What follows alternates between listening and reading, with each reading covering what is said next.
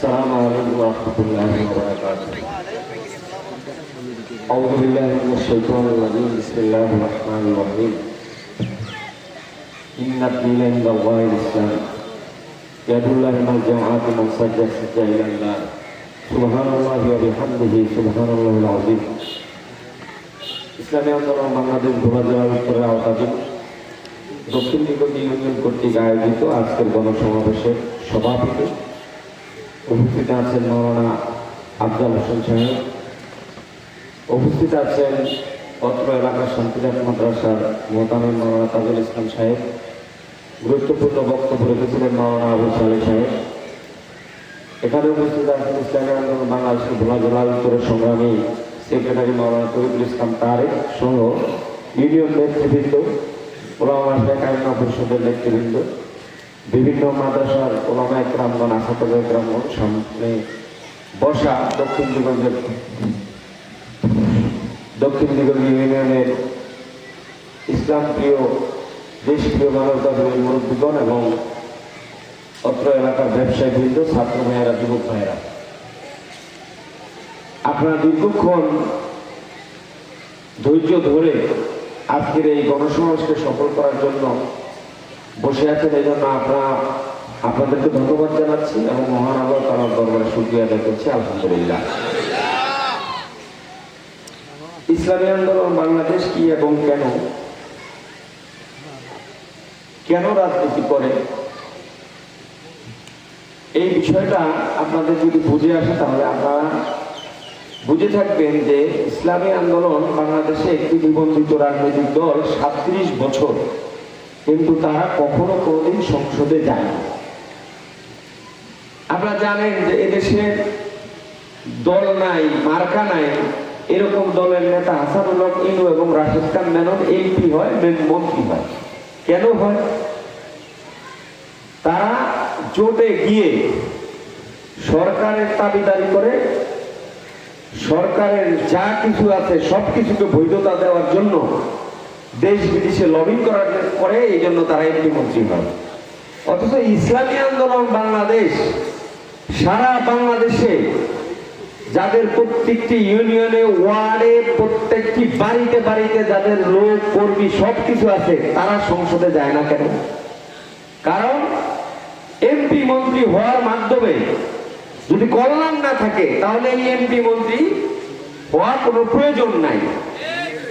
আমাদের টার্গেট হলো যে মানুষের যে অধিকার, মানুষের যে ন্যায্যতা, এদেশে মানুষ জন্মগ্রহণ করেছে, জন্মসূত্রে যে বিষয়গুলো এদেশে সে ভোগ করবে, এগুলো যদি বাস্তবায়ন না হয় তাহলে সংসদে গিয়ে কি হবে? আপনি দেখেন, আজকে 53 বছরে দেশ স্বাধীন হয়েছে। আপনারা এখানে অধিকাংশ মুরব্বী আছেন।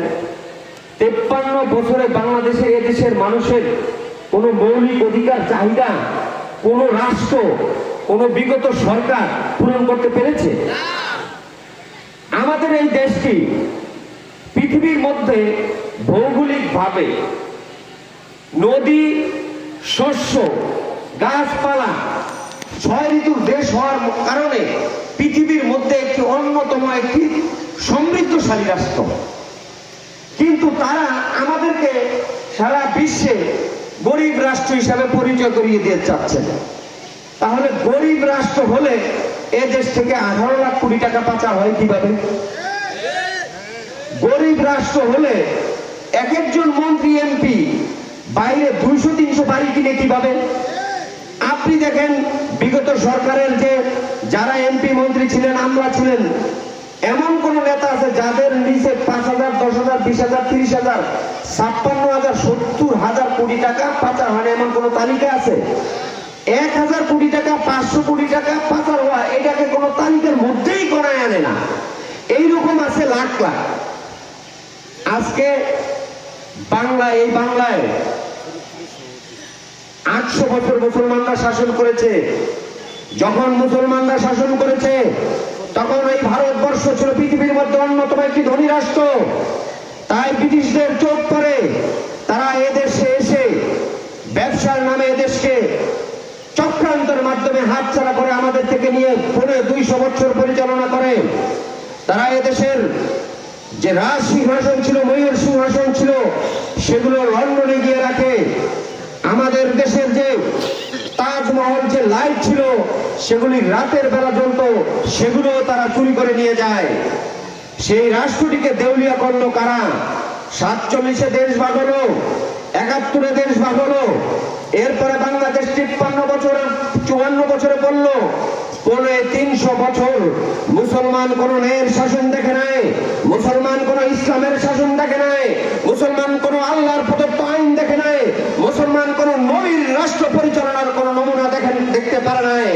মুসলমান দেখেছে শোষণ, মুসলমান দেখেছে অত্যাচার, জুলুম, মানুষের আমানতকে খেয়ানত করা, রাষ্ট্রের জনগণের টাকা তছরুপ করা, মৌলিক যে 5টি অন্ন, বস্ত্র, বাসস্থান, শিক্ষা, কোনো বিগত সরকার দিতে পারে নাই।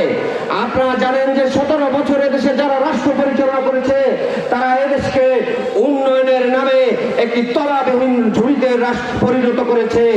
বাংলাদেশের 18 লাখ কোটি টাকা ঋণ করে 17 লাখ কোটি টাকা তারা পাচার করে দিয়েছে। স্মার্ট বাংলাদেশের নামে স্মার্ট চুরি করেছে। ডিজিটাল বাংলাদেশের নামে তিনটি ডিজিটাল কারচুপির ভোট তারা দেশের মানুষকে উপহার দিয়েছে। এখানের কোন যুবক ভাই যাদের বয়স 20, 25, 30 বছর, তারা জীবনেও কখনো দেখে নাই ভোট কি জিনিস, কিভাবে ব্যালট বাক্স দেয়, কিভাবে ব্যালট বাক্স থেকে বের করে।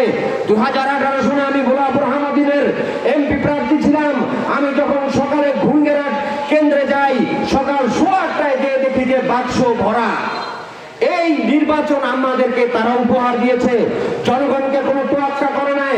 অথচ বাংলাদেশের রিজার্ভ ছিল, আমাদের এই রিজার্ভ চুরি না করে যদি তারা রাখতো, তাহলে আমরা অন্যতম পৃথিবীর মধ্যে একটা ধনী রাষ্ট্র হতে পারতাম। তারা করে নাই। আপনারা জানেন যে এই ভোলায় 90 সালে গ্যাস পাওয়া গেল, 93 সালে গ্যাস উত্তোলন হলো, আজকে 31 বছর হলো। 31 বছরে ভোলাতে কোনো 31টি মিল কারখানা হয় নাই। যদি ভোলাতে আজকে শত শত মিল ফ্যাক্টরি কল কারখানা হতো, তাহলে আমার ভোলার কোনো যুবক বেকার থাকতো না, কোনো মাঝ বয়সী কোনো শ্রমিক বেকার থাকতো না। ভোলার জমির দাম বাড়তো, বাসাবাড়ি হতো, বিভিন্ন ডিস্ট্রিক্টের লোক এখানে কাজ করতো। তাহলে ভোলা আজকে একটি সমৃদ্ধশালী জেলা হতো, বাংলাদেশের মধ্যে অন্যতম। তা কোন রাজনৈতিক নেতারা ভোলার উন্নতি চান নাই। যদি চাইতেন তাহলে এগুলি অবশ্যই করতেন। আপনারা জানেন যে মেডিকেল কলেজ এসেছিল, পাবলিক বিশ্ববিদ্যালয় এসেছিল, সেটাও ভোলার নেতারা করেন নাই। আজকে ভোলার চতুর্দিক দিয়ে নদী ভাঙছে, মানুষ গৃহহীন হচ্ছে, বড় বড় ফ্যামিলি, ধনী ফ্যামিলি গরিব হয়ে যাচ্ছে।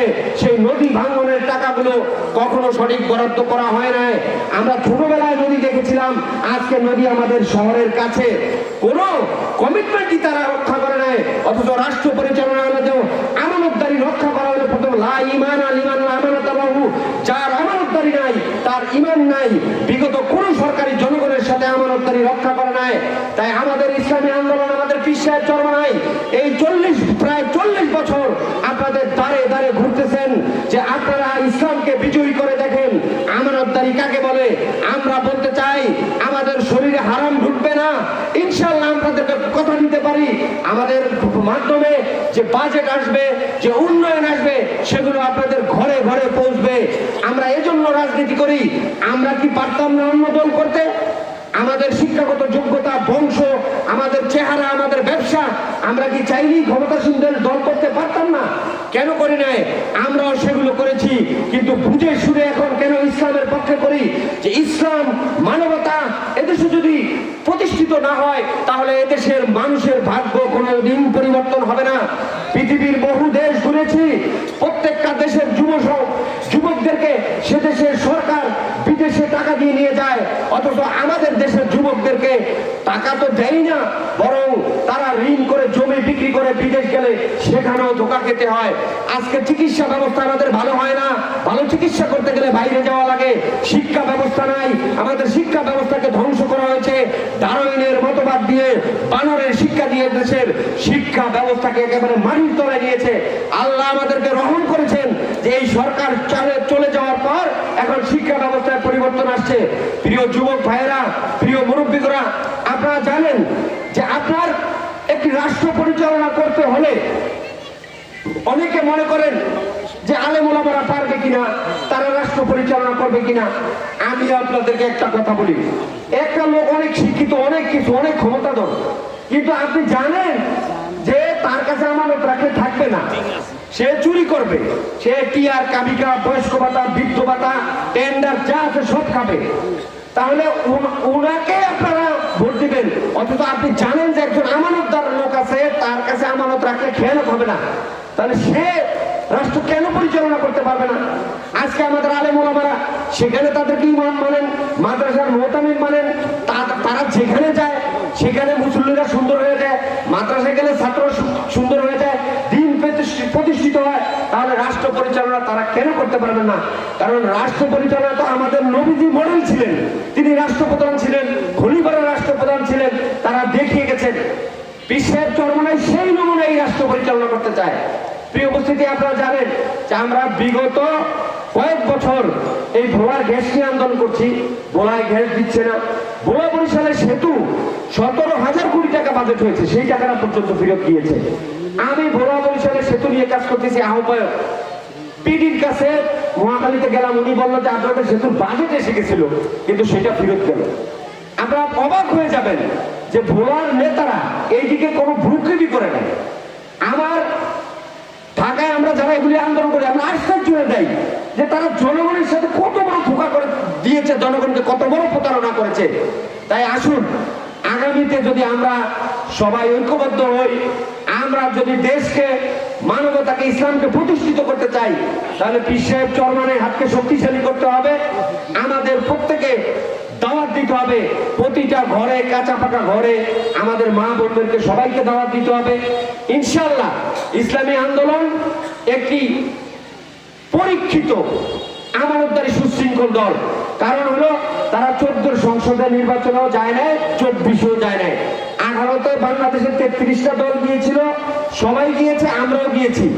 স্থানীয় নির্বাচনের কথা বলতে পারেন, স্থানীয় নির্বাচন ইউনিয়ন, পৌরসভা, সিটি কর্পোরেশন দিয়ে সরকার পরিবর্তন হয় না, সেটা আমরা দলগতভাবে আমাদের সিদ্ধান্ত নিয়েছি। সুতরাং মানুষ অনেক অপপ্রচার করে, না বুঝে করে, যারা বলে তারা না বুঝে বলে, তাদেরকে আপনারা তথ্য দেখাবেন। আর আপনাদের আজকে এই দক্ষিণ দিগন্তীবাসীকে আপনাদেরকে অভিনন্দন জানাচ্ছি। আপনাদের সাথে আবারও দেখা হবে, কথা হবে ইনশাল্লাহ। আপনারা আমার জন্য সবাই দোয়া করবেন, আপনাদের জন্য দোয়া করি। এলাকাবাসী যারা দুনিয়া থেকে বিদায় নিয়েছেন, আল্লাহ তাআলা তাদের সবাইকে মাফ করে দেব, জান্নাতুল ফেরদাউসের মেহমান হিসেবে কবুল করুক। আমাদের মহিলা মা বোন এদেরকে কবুল করুক। আল্লাহ পাক আপনাকে আমাকে সবাইকে দিনের জন্য কবুল করুক। আপনাদের সাথে আবারও দেখা হবে, কথা হবে। আসসালামু আলাইকুম ওয়া রাহমাতুল্লাহি ওয়া বারাকাতুহু।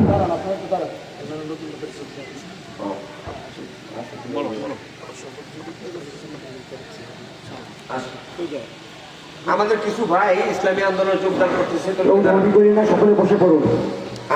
সবাই বলেন, আমি বললে আপনার নাম বলবেন, আমি আপনাদের নাম বলেন। হ্যাঁ, আমি দৃঢ়ভাবে বিশ্বাস করি যে পূর্ণাঙ্গ দিন প্রতিষ্ঠা ছাড়া দেশে স্থায়ী শান্তি এবং জনগণের সার্বিক মুক্তি আসতে পারে না। ওয়াদা করছি আমি ইসলামী আন্দোলন বাংলাদেশে শরীক হয়ে জান মাল দিয়ে ইসলামী আন্দোলনের সার্বিক সহযোগিতা করব এবং নিয়ম শৃঙ্খলা মেনে চলব, দেশ জনগণের খেদমত করব। আল্লাহ আমাকে ওয়াদা পালনের তৌফিক দিন। আমিন।